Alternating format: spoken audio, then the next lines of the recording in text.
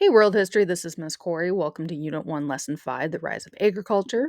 My apologies about this week being super ed puzzle heavy, but to be honest, it's better than reading out of a textbook, which, let's also be honest, you guys probably wouldn't do. So that's why I do so many ed puzzles in this class. So, learning targets explain the interrelationship between the emergence and domestication in agriculture and the development of complex societies and the environment and climate. And then also create an argument about the emergence and characteristics of complex societies, the development of new technologies, and the impact of human society on the environment. So I know that seems like a lot with learning targets. Don't worry, we will break them down today. They're not as daunting as they look.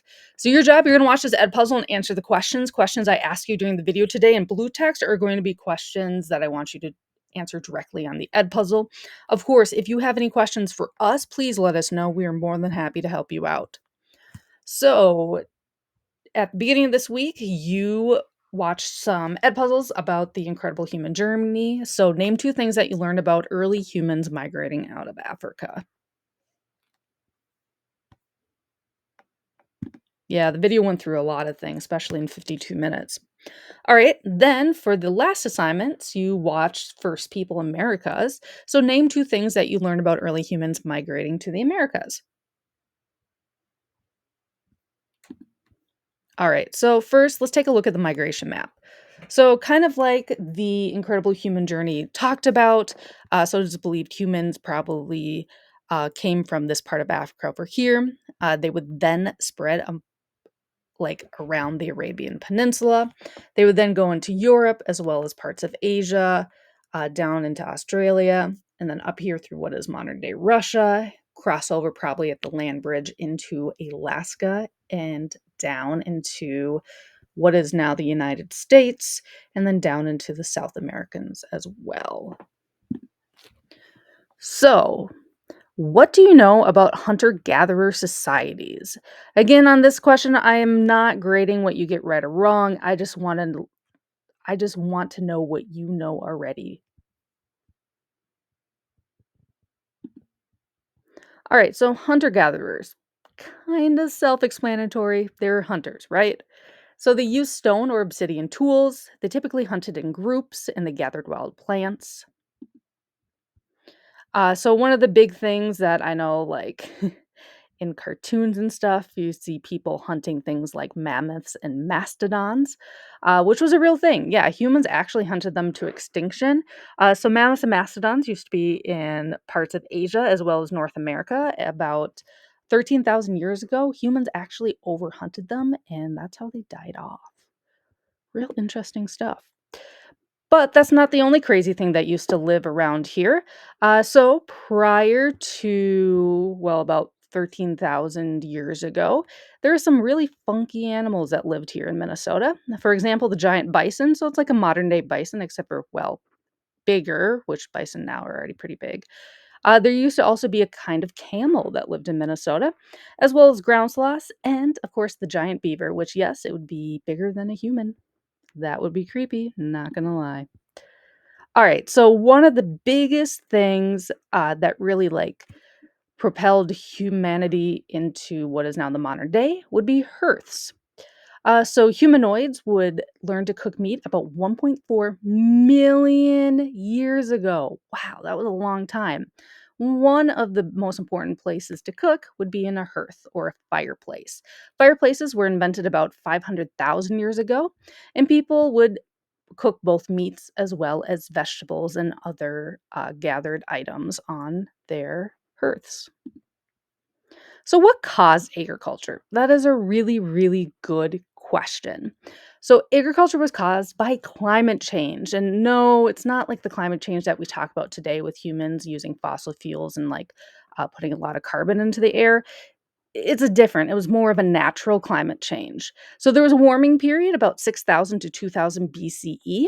This caused massive droughts in the Middle East. It also caused excess rain near the equators. That rain then led to more thick forest, and then less hunting would occur in those areas because, well, as I know some of you are probably hunters, in forest, it's kind of hard to hunt animals because there's so many trees and other vegetation. Okay, so how do you think archaeologists and climate scientists know the Earth was warming during this time period? So here's just a little quiz. I'm not testing you if you get it right or wrong.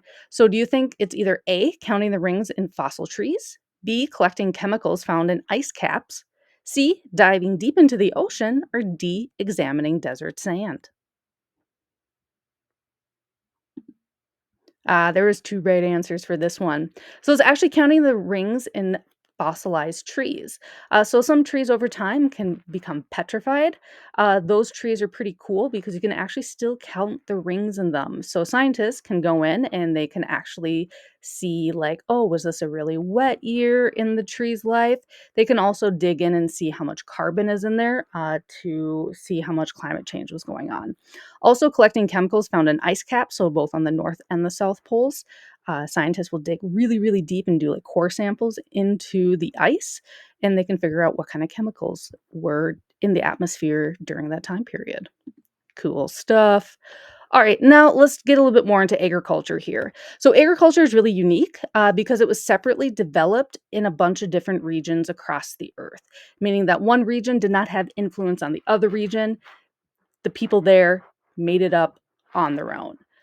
So, probably one of the most famous would be the Fertile Crescent, which we will talk about more today. Also, parts of West Africa and Ethiopia, in the China area, New Guinea area, but also in Eastern US, Mesoamerica, which we'll talk about corn at some point, and the Andes area as well. So, how did agriculture spread? So, that really depends on what continent you're on. Typically, agricultural ideas spread from north to south, especially if you were in North and South America and Africa.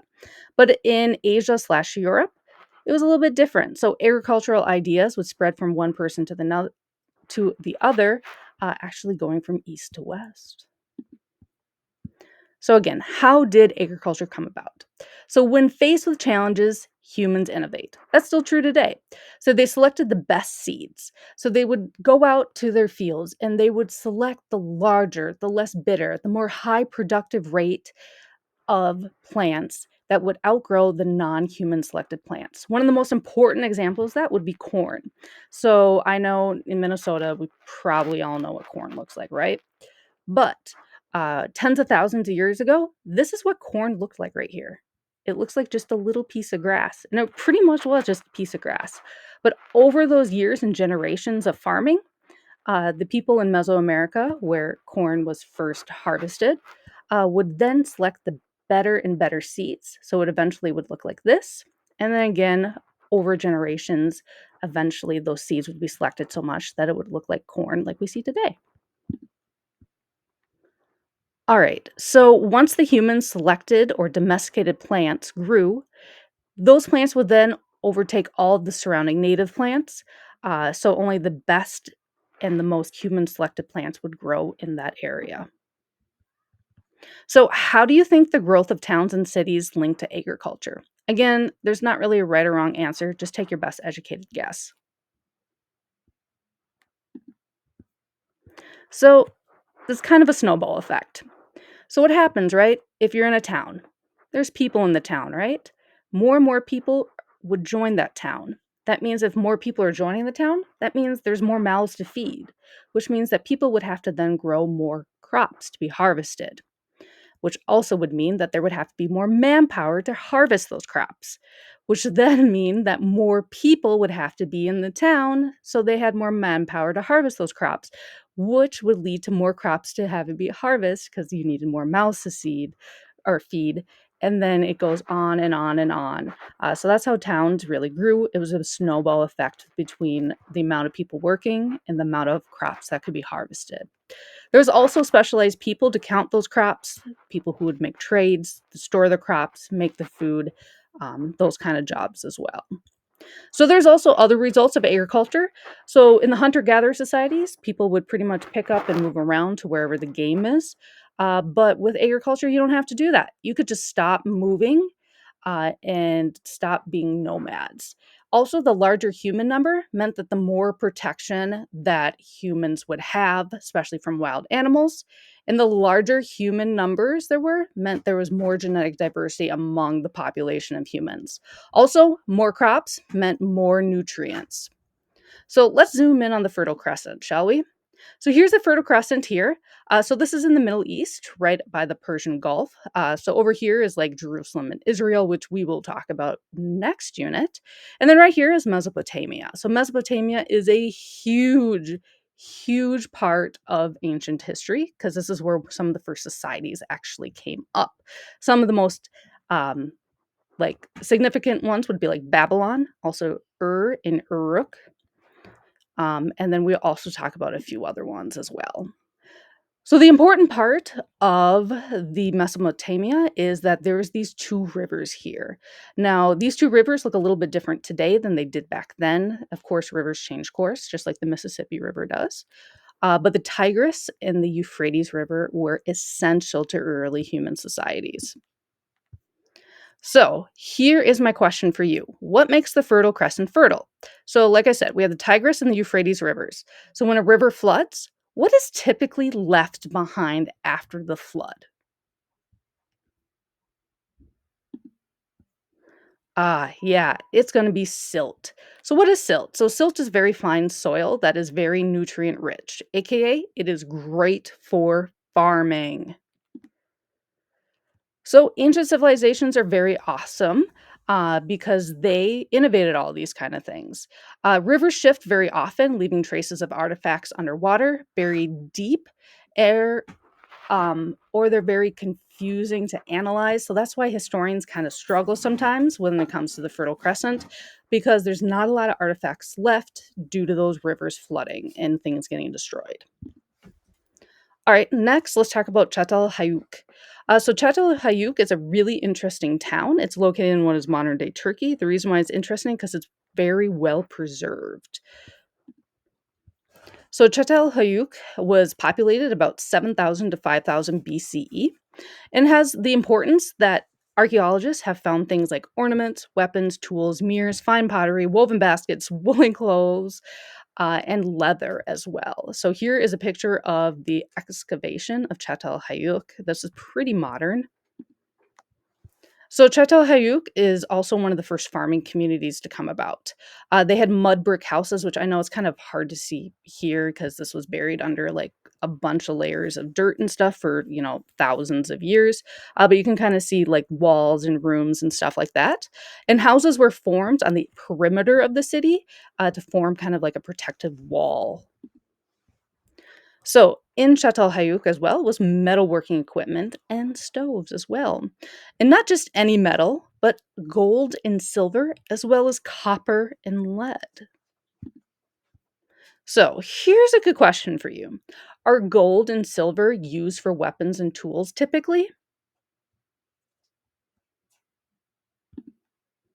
No, that's right. Gold and silver, typically you don't make swords or like axes out of them because they're pretty bendable metals. They're not super durable. Gold and silver are used for ornamental things like jewelry. Then we have copper and lead. So, copper and lead means that they would have to have fires hot enough to bend those metals. So, Chatel Hayuk is very important because it was one of the first civilizations to get out of the Stone Age and get into the Metal Age. All right, so quickly, we're going to talk about animal domestication. Sorry, we're switching subjects a little bit here. But animal domestication, of course, is important today, especially if you have pets, then they were at one point domesticated. So, what is domestication? That is the process of taming an animal and keeping it as a pet or on a farm. And it can apply to human selected and developed plants too. It's not just animals, it also applies to plants. So, what qualities do humans look for in domesticating animals? There are 5 qualities, so I'll go through them with you real quick here. The first one is food growth, because of course humans wanted these animals for food sometimes. So, there's typically a 10-to-1 ratio. So, for every 10 pounds of food an animal eats, it would gain 1 pound. So, for example, pigs, chickens, cows. It also has to grow quickly, so must grow to roughly adult size within a year. Also, not be super picky eaters like goats, because they'll pretty much eat anything. Then the third would be reproduction. So they have to feel comfortable reproducing under human care. They would also have a short reproduction ritual and cycle. And 4 would be submission. So that means that animals would allow humans to have control over social hierarchy, kind of like how we teach dogs like tricks and obedience and stuff like that. That would be an example of that. And then 5 is, of course, having animals that aren't too dangerous. So domesticating lions with really strong jaws and sharp claws probably would not be the best of ideas. All right, so let's wrap this up. Today we learned about what caused agriculture, how did agriculture come about, other results of agriculture, what makes the Fertile Crescent fertile, and Chatel Hayuk. Next up, you're going to do U1-L6, Bronze Age, Babylonia, Anatolia, and Assyria at Puzzle. If you have any questions, comments, or want to learn more, please let us know. We're more than happy to help out. Thanks for watching. Bye.